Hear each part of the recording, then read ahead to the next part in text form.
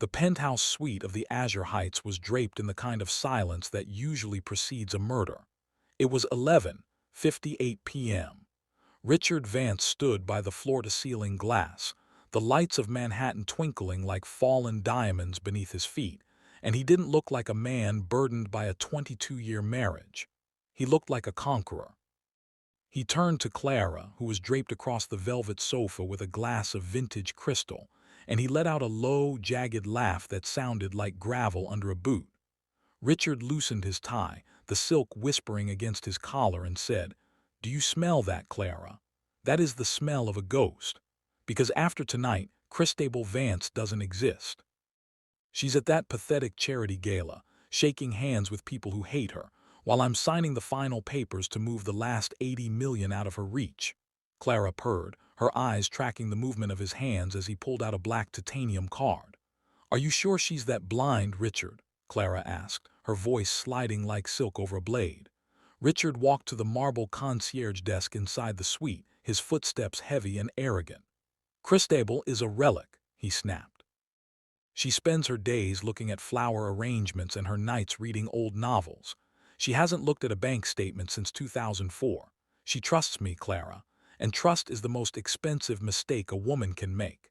He slammed the card onto the marble and looked at the clerk, a young man named Elias who looked far too calm for the hour.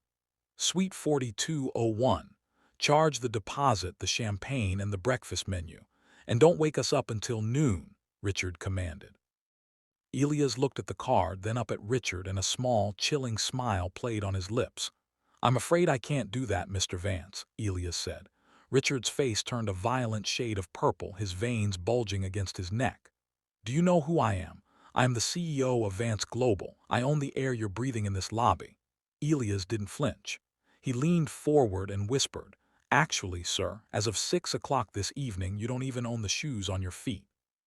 Welcome to the Christabel Grand. This hotel was purchased today by a private trust. Your card has been declined for insufficient authority." Richard's jaw dropped, a hollow sound escaping his throat, but before he could scream, the elevator dings echoed through the lobby like a funeral bell. The doors slid open to reveal Christabel Vance. She wasn't wearing a gown. She was wearing a navy pantsuit tailored so sharply it looked like it could draw blood. She stepped out, followed by 4 men in dark suits and a woman holding a digital recorder.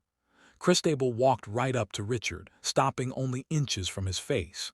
She didn't look angry. She looked like an executioner who had already finished the job. "You're late, Richard," Christabel said, her voice a low, terrifying calm. "The board meeting started 10 minutes ago in Conference Room A, and since you've been so kind as to use a corporate card to fund your retirement with your mistress in my new hotel, I believe we have enough for the moral turpitude clause." Richard lunged at her, his hands clawing the air, screaming, "You think you can trap me? I built that company. I am Vance Global." Christabel didn't even blink as 2 security guards grabbed his arms and pinned them behind his back. "No, Richard," she whispered into his ear so only he could hear. "You were just the face on the brochure. I was the one who wrote the checks, and tonight I'm stopping payment." She turned to the camera, her eyes piercing through the screen.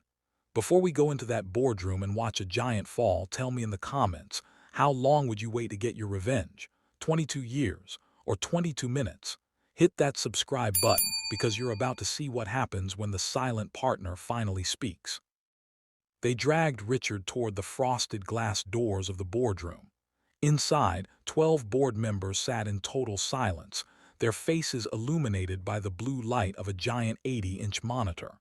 As Richard was shoved into the head chair, Christabel stood at the opposite end. "Gentlemen," she began, "I've called you here to discuss a leak. Not a leak of information, but a leak of lifeblood. Over the last 3 years, Richard Vance has siphoned $80 million from the Employee Pension Fund, the money meant for the people who clean these rooms and cook the food. He thought he was hiding it in the Caymans, but he forgot one thing. I'm the one who hired the auditors." She pointed a finger at Clara, who had walked into the room behind her. Clara didn't go to Richard. She went to Christabel and handed her a leather-bound folder. "Richard, meet Clara," Christabel said. "She isn't an influencer. She's a senior forensic investigator with a degree from MIT and a specialty in offshore tracking. I've been paying her salary for 6 months to be exactly what you wanted, a distraction." Richard looked at Clara, his eyes wide with a soul-crushing betrayal. You were with her," he stammered. Clara looked at him with pure disgust. "Every touch, every dinner, every secret you told me in bed was recorded, Richard. I didn't find you attractive. I found you predictable." The room erupted into chaos as the board members began shouting, realizing their own shares were at risk. Marcus, the oldest member and Richard's supposed best friend, slammed his fist on the table. "Christabel, if this goes public, the stock drops to zero. We're all ruined." Christabel smiled, and it was the scariest thing anyone in that room had ever seen.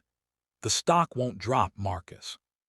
Because at 9:00 a.m., I am announcing that I am personally covering the $80 million hole with my own private inheritance. The company is safe. Richard, however, is not. I have the NYPD Financial Crimes Unit in the lobby, and I have a post-nuptial agreement you signed in 2022 when you were too drunk to read the fine print. Paragraph 17, Richard. Any act of corporate embezzlement results in the immediate forfeiture of all marital assets and equity. You are leaving this building with nothing but the suit you're wearing, and since the suit was bought with a company card, you might want to start undressing." Richard began to weep, a pathetic, high-pitched sound. "Christabel, please, we have a daughter, think of her." Christabel's face hardened into granite. "I am thinking of her. I'm thinking of the fact that you tried to steal her college fund to buy this girl a condo. She's the one who gave me the keys to your safe, Richard. She knows exactly who you are." Christabel signaled the guards. "Take him out. Use the service entrance. I don't want him staining the marble in my lobby." As the guards dragged a screaming, sobbing Richard Vance out of the boardroom, Christabel sat down in the CEO's chair. She looked at the remaining board members who were all trembling. "Now," leaning forward, "let's talk about the rest of you. I know which of you took kickbacks. I know who helped him hide the money. You have 5 minutes to resign, or you can join Richard in the back of that police van." One by one, the hands went up. One by one, the old guard fell. By 3:00 a.m., the war was over. Christabel walked back out into the lobby. The air felt cleaner. She looked at Elias, the clerk, and told him to comp the rooms for every staff member working tonight. "They deserve a good night's sleep," she said. "The boss is finally awake."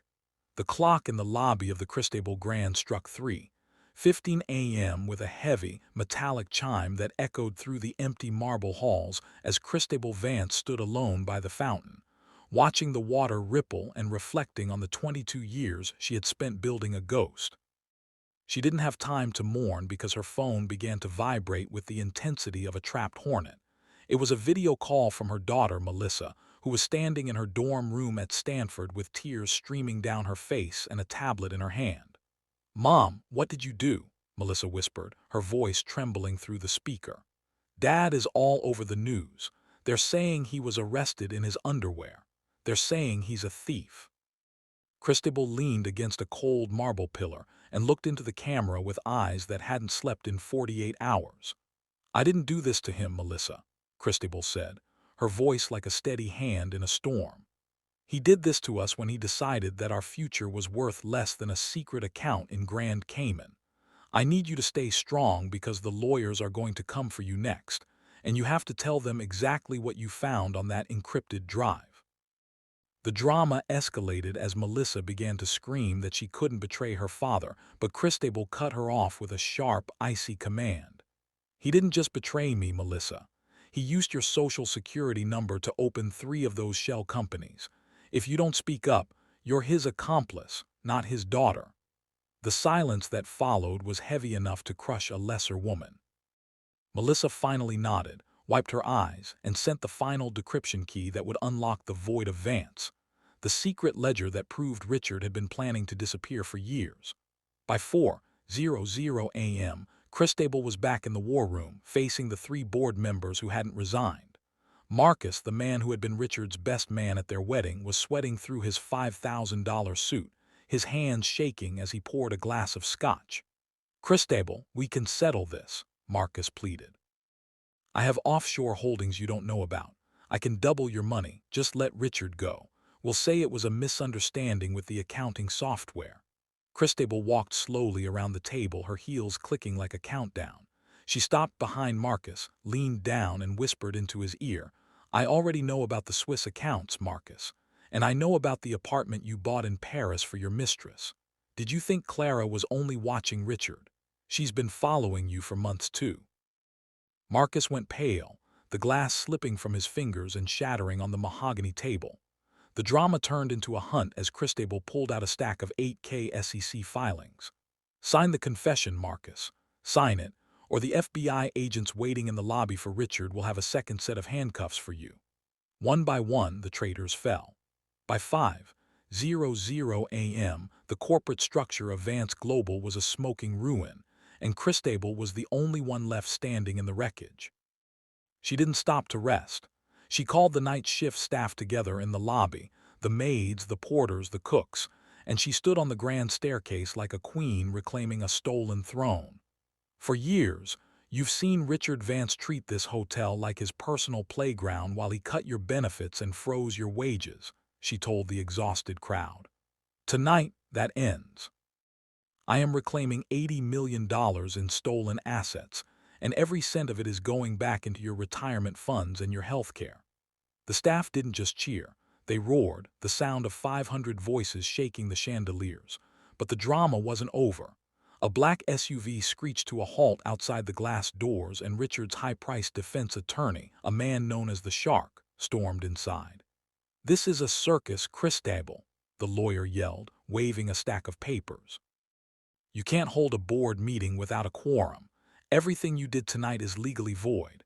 Richard will be out of jail by noon, and he will sue you for every brick in this building." Christabel didn't even look at him. She looked at Clara, who was standing by the elevators. "Clara, show the gentleman the deed." Clara stepped forward and revealed that the hotel wasn't owned by the company anymore. It was owned by a private trust in Melissa's name, with Christabel as the sole trustee. "The company doesn't own this building, counselor," Christabel said with a smirk that could freeze the sun. "Your client is currently trespassing on private property. Security, escort the Shark to the sidewalk, and if he opens his mouth again, file a restraining order." The lawyer was hauled out, screaming threats that fell on deaf ears. 6:00 a.m. arrived with a cold, gray light over the Hudson River. Christabel sat in the presidential suite, the same room where Richard had laughed only hours before. She opened her laptop and saw the stock market pre-opening numbers. The rumors were leaking. The stock was plunging. The world thought Vance Global was dead. Christabel took a deep breath, adjusted her collar, and told her assistant to call every major network. "Tell them the chairwoman is ready to speak," she said. "And tell them to bring extra cameras, because I'm not just saving a company. I'm starting a revolution." The clocks throughout the penthouse of the Christabel Grand hit 8:30 a.m. as a sea of black SUVs and news vans swarmed the entrance, their satellite dishes pointing toward the sky like bayonets, while Christabel Vance stood before a three-way mirror, adjusting a brooch that had belonged to her grandmother and breathing in the scent of victory. She wasn't just preparing for a press conference. She was preparing for an execution of the old guard. Her assistant called Samantha into the room. Samantha, her sharpest ally, walked in with a tablet showing the stock market pre-opening, and the numbers were a bloodbath, with the ticker for Vance Global flashing red and dropping 20% in minutes. "The sharks are circling, Christabel," Samantha warned, her voice tight with adrenaline. "The big hedge funds are shorting the stock, thinking you're about to fold. If you don't hit a home run in the next 10 minutes, the company will be delisted by noon." Christabel turned, her eyes like polished flint, and said, "Let them short it. I've already authorized the buyback. We're going to squeeze them until they bleed." She walked into Ballroom B, where 300 reporters stood in a frenzy, their cameras flashing like a thunderstorm as she approached the podium without a single sheet of paper in her hand. "My name is Christabel Vance," she began, her voice amplified until it shook the glass walls. "And this morning, I am here to tell you that the man whose name is on the building behind me is a ghost. Richard Vance has been terminated for cause, effective at midnight. He is currently in federal custody for the theft of $80 million from the people who actually built this empire, the employees. A reporter from the Wall Street Journal screamed a question about her being a scorned wife, but Christabel leaned into the microphone with a smile that didn't reach her eyes. This isn't revenge, it's accounting. If I were doing this for revenge, he'd be dead. I'm doing this for the shareholders because a man who steals from his wife will eventually steal from his country. The drama reached a fever pitch as she revealed the Sterling Clause, a new legal framework she had spent 3 years drafting in secret. From this day forward, she declared, every executive contract in this company contains a total forfeiture trigger. You steal a cent, you lose your pension, your stock, and your freedom. No golden parachutes, no quiet exits, just justice. While she spoke, the 80-inch screens behind her began to live stream the FBI as they moved through the corporate headquarters, hauling out boxes of Richard's evidence while his former associates watched in terror. The stock ticker on the screen suddenly paused, flickered, and began to climb vertically, turning from red to a brilliant, neon green as the world realized that the silent partner was a far better leader than the man she replaced. By 10:45 a.m., the press had cleared out and Christabel found herself in the basement of the local precinct, standing behind a thick pane of reinforced glass. Richard sat on the other side, stripped of his custom-tailored suit and wearing a rough orange jumpsuit that made him look small and fragile. "Christabel, you have to help me," Richard hissed, his fingers clawing at the glass. "I have the offshore keys. I can give you half. Just tell the DA it was a joint account. Tell them you authorized the transfers." Christabel picked up the phone, her voice a whisper that felt like a death sentence. "I didn't come here to negotiate, Richard. I came here to tell you that I've already drained the Cayman accounts. Clara gave me the codes 3 hours ago." Richard's face collapsed, his eyes darting around the room like a trapped animal. "You used her. You used a 22-year-old girl to ruin me." Christabel shook her head slowly. "I didn't use her. I mentored her. I showed her that she could be a partner in a revolution or a footnote in your bankruptcy. She chose the revolution. Goodbye, Richard. Don't worry about the house. I've already listed it for sale. The proceeds are going to the janitor's holiday fund." She hung up the phone and walked out into the sunlight, where her daughter Melissa was waiting by the car. They didn't speak. They just held each other for a long moment as the city roared around them. The story concludes back at the hotel at 11:59 p.m., exactly 24 hours after the nightmare began. Christabel stood on the balcony of Suite 4201, looking out at the skyline. The sign on the building across the street now glowed with her name in white neon. She opened her laptop and sent one final email to all 5,000 employees with the subject line, "The deed is yours." The email contained a link to a new equity program that made every maid, every clerk, and every cook a partial owner of the company. She closed the laptop, took a sip of cold water, and looked at the camera one last time. "They told me I was just the wife," she said to the viewers. "They told me to stay in my lane, so I built a new road. Subscribe if you're ready to build yours. My name is Christabel, and this is my empire." The screen faded to black as the sound of the city's heartbeat filled the silence, leaving the audience with the chilling realization that the house always wins when the woman is the one who dealt the cards.